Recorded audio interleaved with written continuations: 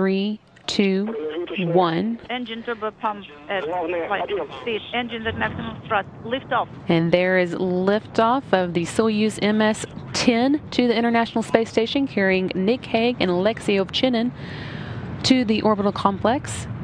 This again is Nick Hague's first time to launch to space, and Aleksey Ovchinin's second. One copy. Everything is good on board, and we are feeling well. Copy. Burlak 1. Inaudible.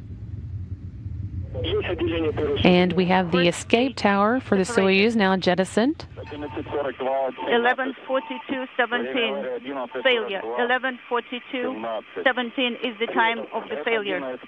F1 on SP is illuminated. Copy. Today's Soyuz MS-10 launch did go into ballistic re-entry mode a little bit after its launch, around 3:47 a.m. Central Time.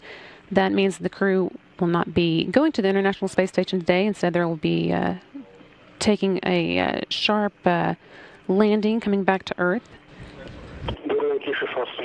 Burlaki launch late.